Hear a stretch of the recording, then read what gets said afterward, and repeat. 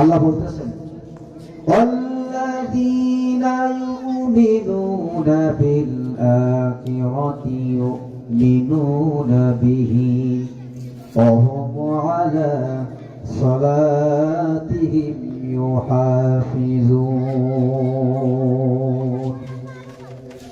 যারা আখিরাতের প্রতি বিশ্বাস করে তারা পবিত্র কোরআনের প্রতি বিশ্বাস করে, আর যারা আখিরাতের প্রতি বিশ্বাস করে, কোরআনের প্রতি বিশ্বাস করে, একমাত্র তারাই নিয়মিত নামাজ আদায় করে। কথা ক্লিয়ার? যারা আখিরাতের প্রতি বিশ্বাস করে, কোরআনের প্রতি যারা বিশ্বাস করে, তারা নিয়মিত নামাজ আদায় করে।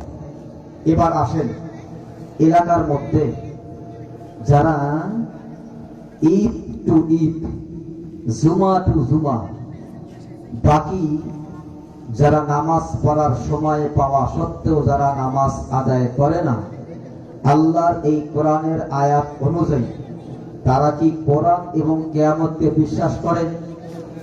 বলেন, যারা কোরআন এবং কিয়ামতকে বিশ্বাস করে না, এই সকল ব্যক্তিদের পক্ষে আমার মতো মৌলবী যদি কোরআন খতম করে তার জন্য দোয়া করে, যুক্তিগত দিক দিয়ে আপনারা কি বলেন? আল্লাহ কি তারে মাফ করবে এমন আশা করা যায়? আশা করা যায়? কেন যায় না? সে কোরআনও বিশ্বাস করে না, কিয়ামত যে হবে এ কথাও সে বিশ্বাস করে না। আল্লাযীনা ইউমিনুনা বিল আখিরাতি ইউমিনুনা বিহি ওয়া হুম আলা সালাতিহিম ইউহাফিজুন। আমার মালিক বলেন, যারা আখিরাতের প্রতি বিশ্বাস করে, কোরআনের প্রতি বিশ্বাস করে, একমাত্র তারাই কেবল নিয়মিত নামাজ আদায় করে। ভাইরা আমার, বন্ধুরা আমার, আল্লাহ নবী মুহাম্মদুর রাসূলুল্লাহ সাল্লাল্লাহু আলাইহি ওয়াসাল্লাম ইরশাদ করেন, তিন ব্যক্তির উপর আল্লাহর লানত। তার মধ্যে ওই ব্যক্তি যার কানে আযান পৌঁছাইল, নামাজটা জামাতে হোক অথবা একাকী, এই নামাজ জামাতে হোক অথবা একাকী, নামাজ আদায় করে না, এই ব্যক্তির উপর আল্লাহর লানত হবে। এটা আমার মতো মৌলবী তার পক্ষে 1000বার দোয়া করলেও কাম হবে না। আমার বন্ধুরা আমার,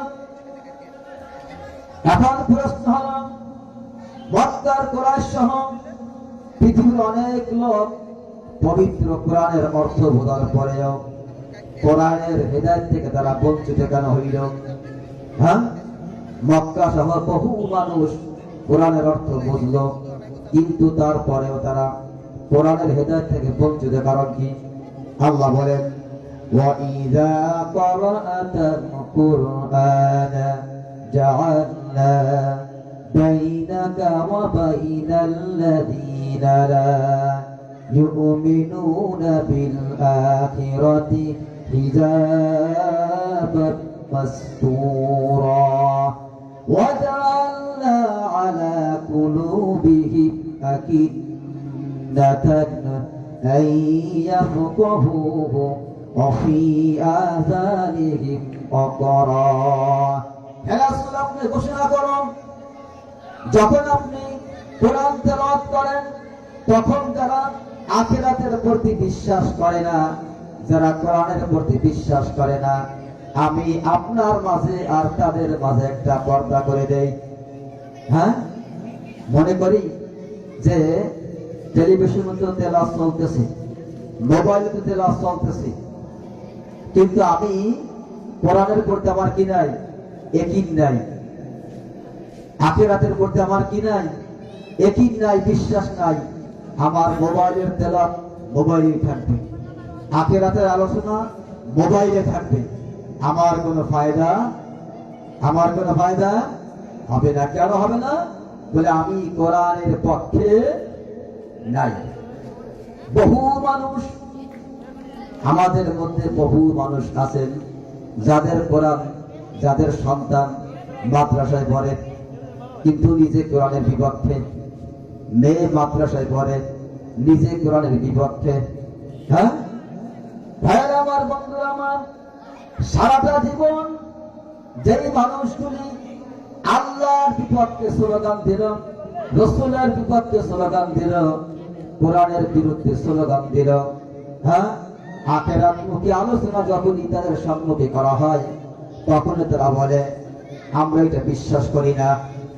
তো ভাইয়েরা আমার, বন্ধুরা আমার, যেই মানুষগুলি মুসলমান পরিচয় দেওয়ার পরে, হ্যাঁ মুসলমান পরিচয় দেওয়া সত্ত্বেও যারা আল্লাহকে বিশ্বাস করে না, রসুলকে বিশ্বাস করে না, কোরআনকে যারা বিশ্বাস করে না, আখিরাতকে যারা বিশ্বাস করে না, ভাইয়েরা আমার, বন্ধুরা আমার, এই সমস্ত ব্যক্তিরা যখন কোরআন তেলাওয়াত করে, রাসূল আপনি জানাই দেন, আপনি যখন তেলাওয়াত করে আপনার মধ্যে আর তাদের মধ্যে আমি একটা পর্দা করে দেই। তার মানে তারা কোরআন শুনেও যেন শুনতেছে না, তারা কোরআন বুঝেও যেন বুঝতেছে না।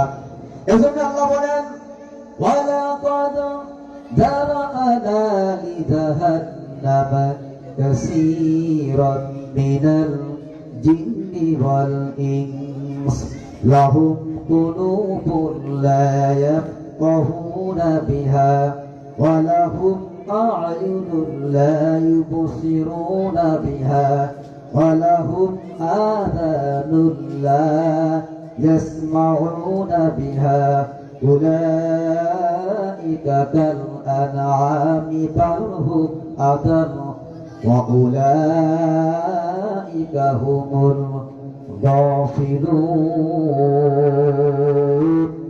আল্লাহ বলেন, রাসূল আপনি জানাই দেন, আমি দোজখের জন্য জিন এবং মানব জাতি থেকে অসংখ্য অগণিত জিন এবং মানুষকে সৃষ্টি করছি যারা জাহান্নামী। যারা কি বলেন? জাহান্নামী। বহু মানুষ যারা জাহান্নামী, বহু জিন যারা কি জাহান্নামী। বলে কেন? বলে তাদের কান আছে, তারা শুনে কিন্তু ভালো জিনিসটা শুনে না। তাদের বিবেক আছে, বুঝে কিন্তু ভালো জিনিসটা বোঝে না। তাদের অন্তর আছে, ভালো জিনিসটা উপলব্ধ করলে করতে পারে কিন্তু ভালো জিনিসটা তারা উপলব্ধি করে না। হ্যাঁ, এজন্যই বলেন উলাইকা কাল আনআমি বাল হুম আদাল ওয়া উলাইকা হুমুল গাফিলুন। হ্যাঁ, তারা কাফের, তারা চতুষ্পদ জন্তুর থেকেও নিকৃষ্ট। নাউজুবিল্লাহ। চতুষ্পদ জন্তু কি? হ্যাঁ, সার্পওয়ালা জন্তু কি? তারা আদালত থেকে নিকৃষ্ট। এখন বিবেক বুদ্ধি সব কিছু ঠিক থাকার পরেও যেই মানুষটি আযান শুনল অথচ জামাতে শরীক হয় না, হ্যাঁ, এই যুগ মানুষটার উপরে আল্লাহ বেজার না খুশি? হ্যাঁ, বেজার। এবার বলেন তো, আল্লাহকে বেজার করে মৃত্যুবরণ করলে, হ্যাঁ, আল্লাহকে বেজার করে যদি কেউ মৃত্যুবরণ করে, আমার মতো মৌলভী দিয়া ওই ব্যক্তির পক্ষে দোয়া করলে ভালো কিছু আশা করা যায়? যায় না। এজন্য আল্লাহ বলেন, এখন কি করতে হবে? একটা মানুষ আছে যারা ভালো জিনিসটা বোঝার পরেও গ্রহণ করে না। হ্যাঁ, আল্লাহ বলেন মানুষের পথভ্রষ্ট হওয়ার ব্যাপারে গাফলাত এত বেশি দায়ী, অন্য কোন চরিত্রকে এত বেশি দায়ী করা সম্ভব না। এজন্য এই গাফলাতি মানুষকে বিভ্রান্তি এবং পথভ্রষ্টতার অন্ধকারে পৌঁছে দেয়। মানুষের গাফলাতি, মানুষের অলসতাই একমাত্র তাকে জাহান্নামের দিকে নিয়ে যাবে। এজন্য জাহান্নাম থেকে বাঁচতে হইলে যতই শীত আসুক আর যতই গরম আসুক, আযান শুনলে ঘরে বসে থাকা যাবে না। নামাজ নিজেও পড়তে হবে, আহলে পরিবার পরিজন যারা আছে প্রত্যেককেই নামাজের দিকে কি ডাকতে হবে। অনেকে আসি আমি নিজে নামাজে আসি কিন্তু সন্তানকে নামাজে ডাকি না, নিজে ঠিকই নামাজে উঠি কিন্তু মেয়েকে নামাজে ডাকি না। তো যেই মা যেই বাবা তার সন্তানকে গায়ে শীত লাগার ভয়ে ফজরের নামাজে ডাকে না, ঠান্ডা লাগার ভয়ে যেই মা তার সন্তানকে নামাজে ডাকতেছে না, এই মা তার মায়ের উপরে তার সন্তানের উপরে দয়া না পড়েন জুলুম করতেছে। কেমন জুলুম? এই জুলুম এমন একটা জুলুম তার সন্তান, এই জুলুমটা মা তার সন্তানের উপর এমন জুলুম করতেছে যে কিয়ামতের ময়দানে মহা মুসিবতের সময় এই সন্তানই বলে, মা মালিক আমার মা আমাকে নামাজে ডাকে নাই, আমার বাবা আমাকে নামাজে ডাকে নাই, আমার প্রতিবেশী তারা নামাজে গেছেন ঠিকই, আমাকে নামাজের দাওয়াতও দেয় নাই, নামাজেও ডাকে নাই। এজন্য প্রত্যেক নামাজীর নৈতিক দায়িত্ব হবে, আমি যখন নামাজে যাব তখন আর একজনকে নামাজে ডাক দিয়ে নিয়ে যাব। তাহলে কি হবে? আল্লাহর হাবিব বলেন, যদি কোনো ব্যক্তিকে নামাজে ডেকে নিয়ে যায়, তো যে ব্যক্তি আর এক ব্যক্তিকে নামাজে ডাকলো, যাকে ডাকলো যিনি ডাকলেন, উভয়ের নামাজ কবুল হোক অথবা না হোক, যিনি নামাজে ডাইকে একজন ব্যক্তিকে নামাজে নিয়ে গেলেন, তার আমল নামায় কবুলিয়াত ৭১, কবুল নামাজের সওয়াব তার আমল নামা দেওয়া হয়ে যাবে। সুবহানাল্লাহ। এজন্য নামাজের ওয়াক্ত যখনই হবে আমি নিজেও নামাজে যাব, আমার পার্শ্ববর্তী যারা আছেন তাদেরকেও কি নামাজে ডেকে নিয়ে দেব। কেননা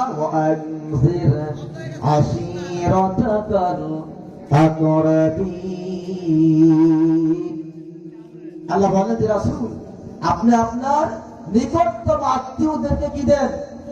দিনের দাওয়াত দেন, তাদেরকে সতর্ক করেন, তাদেরকে হুঁশিয়ার করেন, তাদেরকে দিনের দিকে ডাকেন, তাদেরকে সহি কথা বুঝান, সঠিক দিকটা তাদেরকে বাতলাই দেন।